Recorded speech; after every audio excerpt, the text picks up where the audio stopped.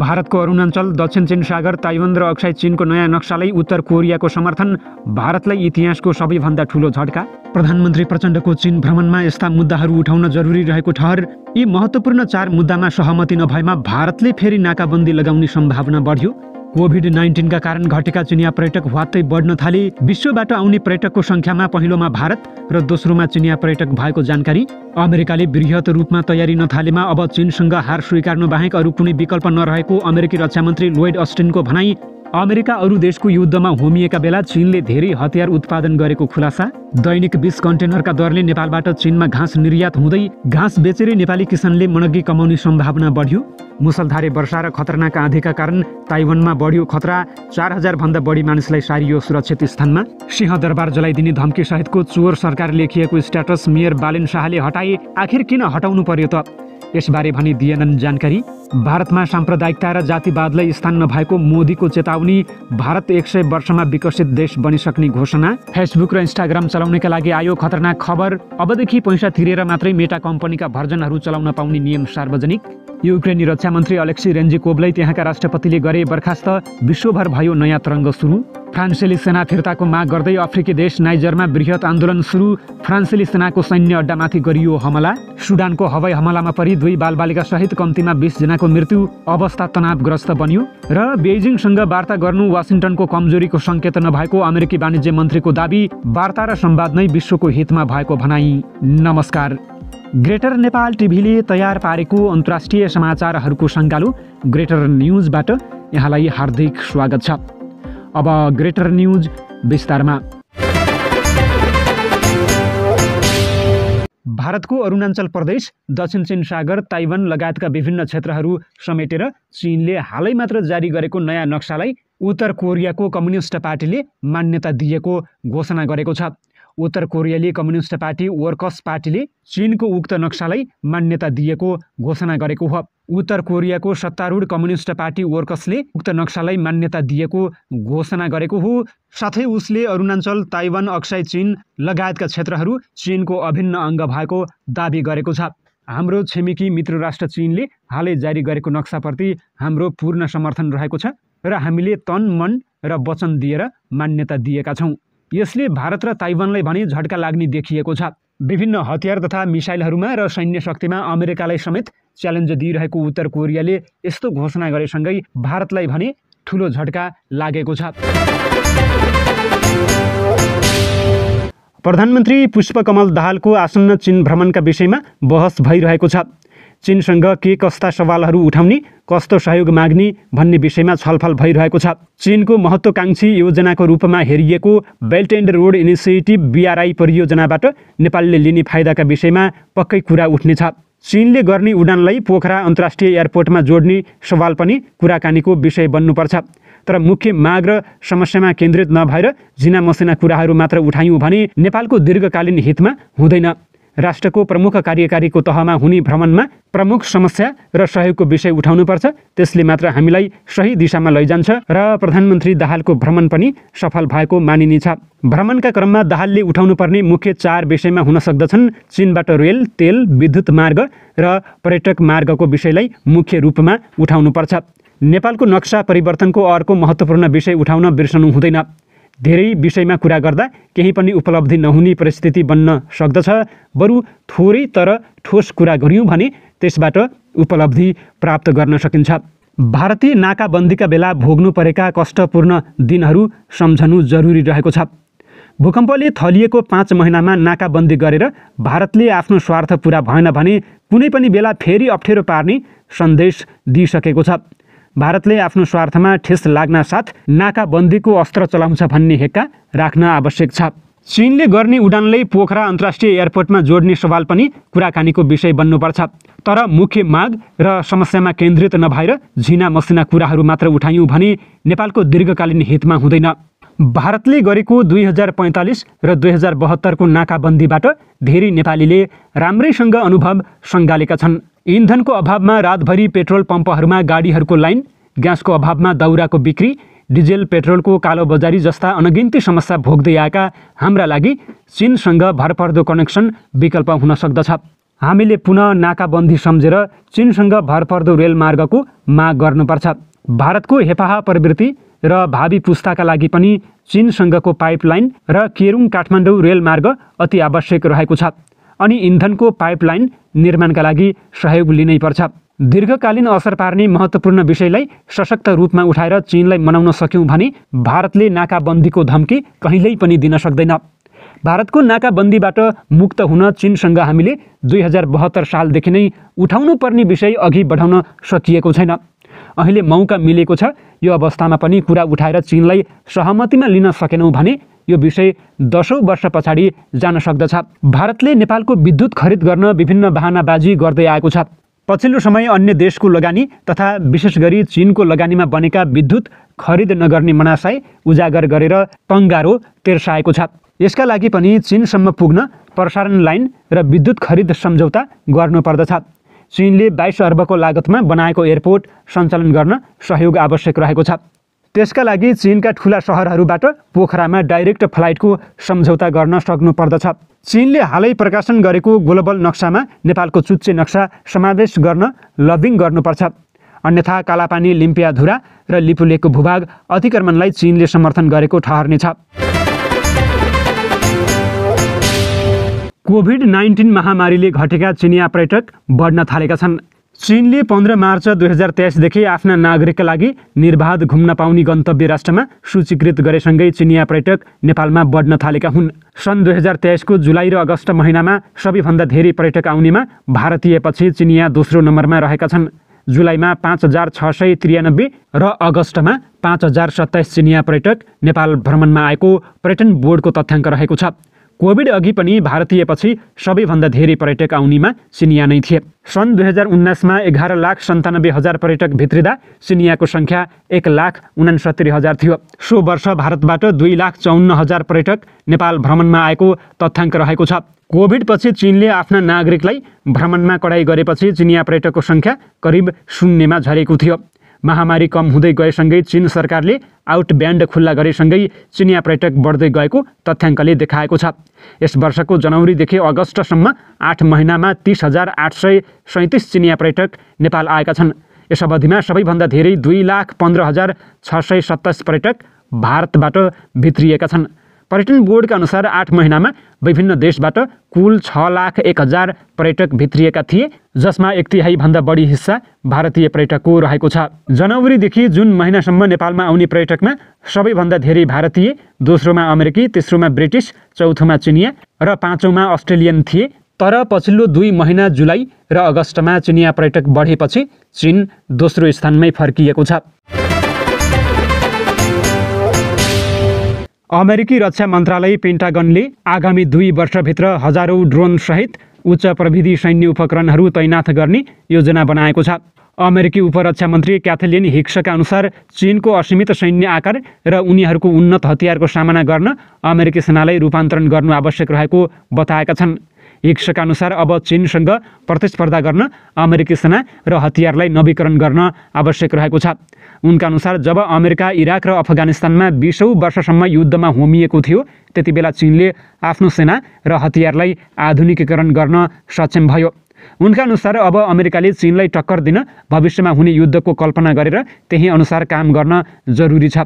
हाल चीनसँग सबैभन्दा बढी सैन्य जहाज, सेना र मिसाइल रहेको छ। चीनसँग उच्चतम प्रविधियुक्त ड्रोन, हतियार र मिसाइल लगायतका हतियारहरू रहेका छन्। उपरक्षा मन्त्री क्याथलिन हिक्स चिनिया क्षमतालाई इङ्गित गर्दै भन्छन्, हामी चिनिया जनमुक्ति सेनालाई प्रतिबद्ध गर्नेछौँ, तर हाम्रा लागि योजना बनाउन गाह्रो हुनेछ। उनीहरूमाथि आक्रमण गर्न गाह्रो हुनेछ र उनीहरूलाई युद्धमा पराजित गर्न गाह्रो हुनेछ। हिक्सका अनुसार अब अमेरिकाले स्वायत्त प्रणालीहरू जस्तै उच्च प्रविधियुक्त हतियार विकास गर्न ध्यान दिनुपर्छ। अमेरिकाले आगामी 18 देखि 24 महिनाभित्र यस्ता हजारौं हतियारहरू विकास गरेर तैनाथ गर्नुपर्छ। अमेरिकाले बारम्बार चीनलाई आफ्नो प्रमुख चुनौती भएको बताउँदै आएको छ। हालै मात्र पनि अमेरिकी राष्ट्रपतिको कार्यालय व्हाइट हाउसले राष्ट्रिय सुरक्षा रणनीति जारी गर्दै चीनलाई एक प्रमुख चुनौतीको रूपमा वर्णन गरेको थियो। अमेरिकाले चीनलाई अन्तर्राष्ट्रिय व्यवस्थालाई पुनः आकार दिन सक्ने शक्ति भएको भनेको थियो। दक्षिण चीन सागरमा आफ्नो दाबीका बीच इन्डो प्यासिफिक क्षेत्रलाई पुनर्संरचना गर्ने चीनको क्षमता र अभिप्रायबाट अमेरिका चिन्तित रहेको छ। आवश्यक परे बल प्रयोग गर्ने, ताइवानलाई एकता गर्ने चीनको बाचा रहेको छ। चीन अमेरिकापछि विश्वकै दोस्रो शक्तिशाली आर्थिक राष्ट्र हो। चीनले चाँडै नै अमेरिकालाई आर्थिक रूपमा उछिन्ने प्रक्षेपण भइरहन्छ। यस्तोमा अमेरिकाले चीनलाई हरेक हिसाबले घेर्न खोजिरहेको छ।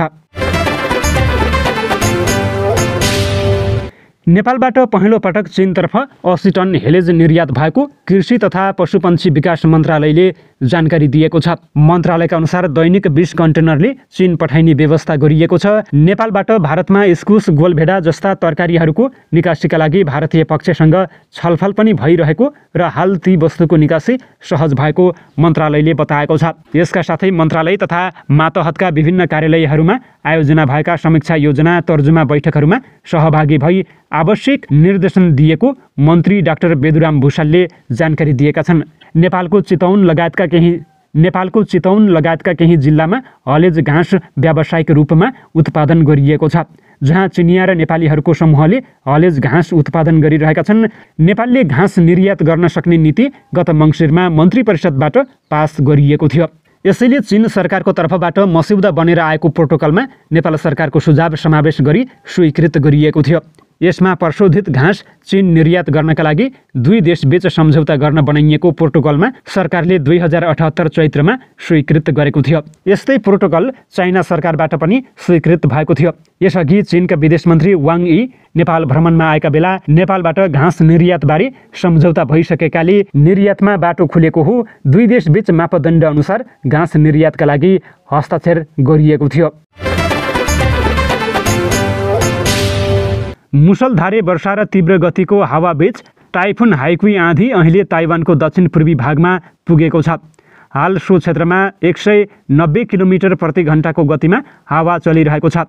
समाचार एजेन्सी रोइटर्सका अनुसार घरेलु उडानहरू रद्द गरिएका छन् र करिब 4000 मानिसहरूलाई सुरक्षित स्थानमा सारिएको छ। सबै स्कुल कलेज बन्द गरिएका छन् भने कामदारहरूलाई एक दिन बिदा दिएको छ। ताइवानको सुदूर दक्षिणतर्फको पहाडी र थोरै जनसङ्ख्या भएको क्षेत्रमा हाइकुई चक्रवात आइतबार दिउँसो जमिनमा बज्रिएको थियो। पछिल्लो 4 वर्षमा ताइवानमा सिधै बज्रिएको यो पहिलो आँधी हो। काठमाडौँ महानगरपालिकाका मेयर बालेन्द्र शाहले 2 दिन अघि फेसबुकमा लेखेका विवादित स्ट्याटस हटाएका छन्। ट्राफिक प्रहरीले बालेनकी श्रीमती चढेको महानगरपालिकाको गाडीलाई रोकेर केरकार गरेपछि उनले देशको मुख्य प्रशासनिक निकाय सिंहदरबारमा आगो लगाउने धम्की दिएका थिए। सरकारलाई चोरको संज्ञा समेत दिएको स्ट्याटसले हङ्गामा मचिएपछि उनले डिलिट गरेका हुन्। उनले त्यसबारे कुनै प्रतिक्रिया भने दिएका छैनन्। मेयर शाहको सचिवालयले आइतबार एक विज्ञप्ति जारी गर्दै महानगरको गाडी रोकिएको घटनाबारे प्रष्टीकरण दिएको थियो। तर बालिनले आफ्नो स्ट्याटसबारे त्यसमा केही पनि उल्लेख गरेका थिएनन्।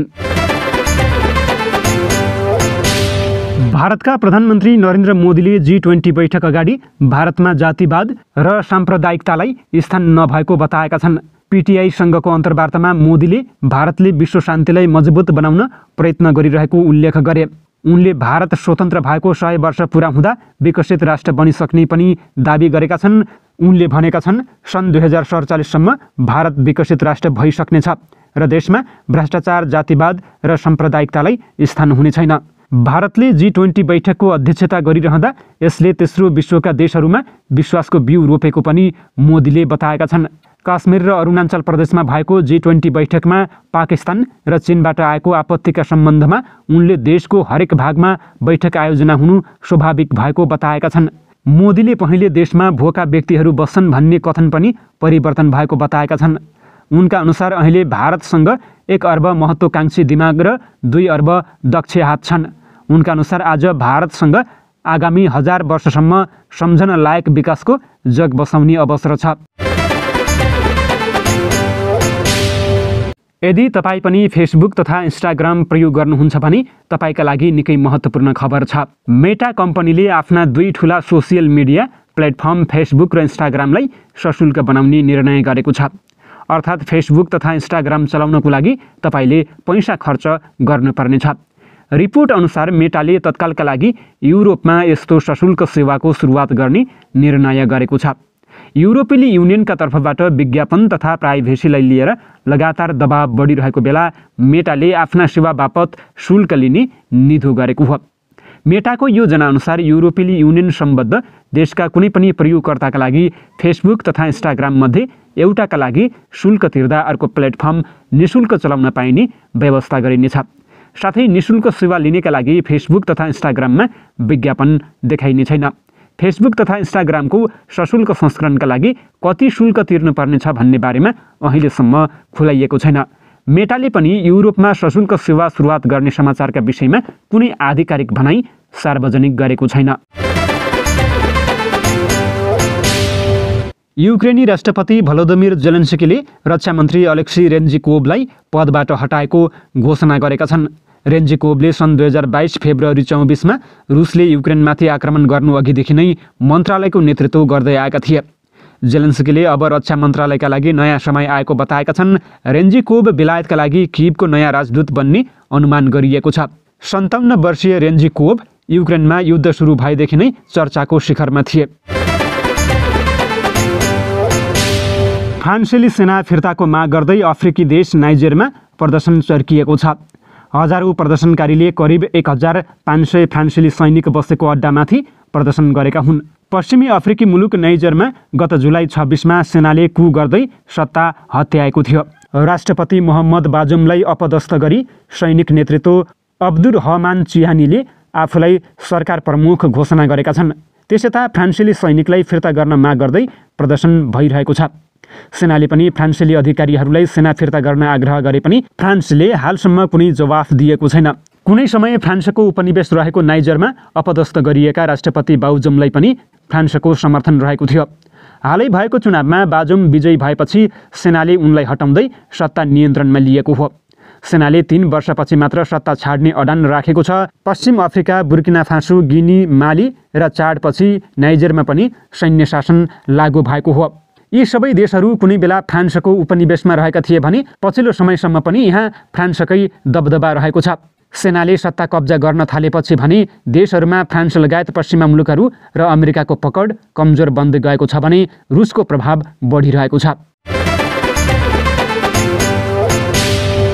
सुडानको दक्षिणी क्षेत्रमा हवाई आक्रमणमा परि 2 बालबालिका सहित कम्तीमा 20 जनाको मृत्यु भएको छ।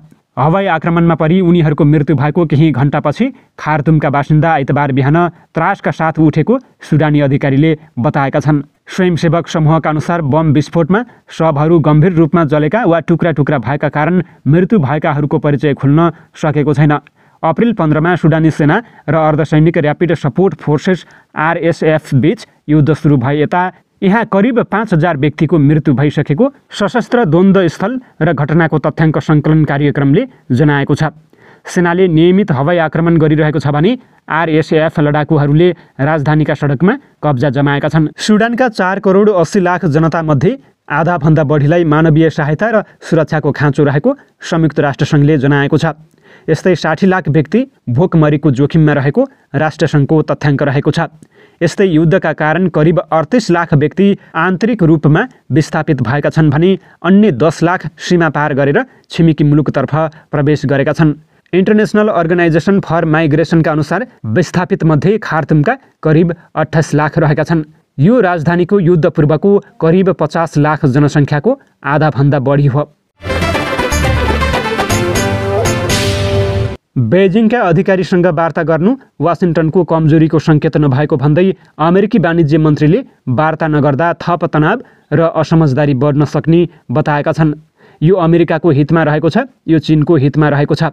वास्तवमा अमेरिका र चीनबीच स्थिर र महत्त्वपूर्ण व्यापारिक सम्बन्ध हुनु विश्वको हितमा छ।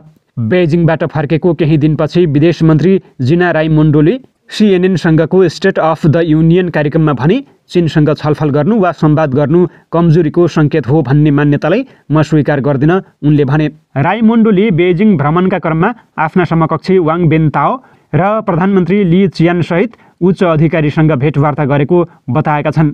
बाइडेन प्रशासनले गहिरो र निरन्तर तनावको समयमा बेजिङसँग अझ प्रभावकारी कार्य सम्बन्ध पुनर्स्थापित गर्न काम गरिरहेको बेला यो भ्रमण भएको हो।